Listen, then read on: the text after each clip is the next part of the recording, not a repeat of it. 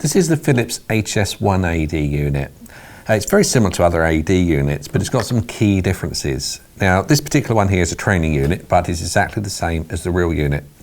So what you've got is a standard outside. On the back, you have a battery compartment. This is where the battery would go. You'll make sure the battery is fitted in there.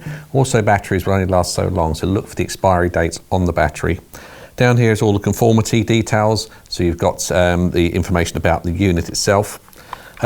On the front, you have an on-off button, a shock button, but also an information button. So this button will tell you how many shocks have been delivered and other information, and it gives it to you as an audio command.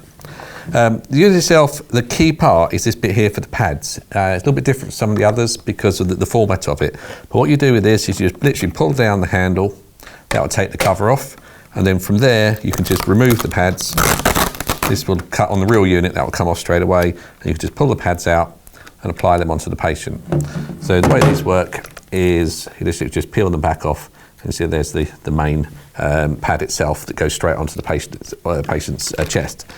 On the pads themselves, they've got pictures of exactly where it goes. So each one there, so literally one at the top, exactly the same as any other AD unit. Now when you've used this unit and you need to change, you change the entire cartridge. So there's a little button on the top, you pull it, the whole cartridge comes away, and then you would just put a brand new cartridge back in, just slip it in there, clip it in place, and then the unit for the new pads are in. On the side, your infrared port for taking data off of the unit. That just allows, if you want to take the data from when you've used it to help the hospital and the patient's recovery. But that's pretty much it. It's quite a straightforward unit. There's quite a lot of these around. So this is the Philips HS1. So that was the live unit. It's worth just talking about the training unit while we have it here.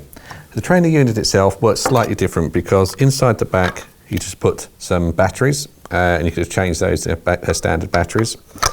And these pads are obviously training ones, they're identified as training ones, but you also get a remote control with it.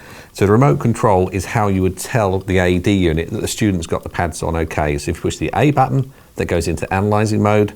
So therefore it will go on, so the pads are on. Once you see that the pads are on correctly, you push the A button, and the B button will revert it back to the start. So if there's any problem, you can revert it back to before the analysing cycle. So if someone didn't put the pads on the right way or something like that, you can hit the B button or takes the pads off, you can hit that and it'll sort it out. So as a trainer unit, they're usually marked clearly. The case that this comes with is clearly marked as a trainer unit, so there's never going to be any issues with getting them mixed up.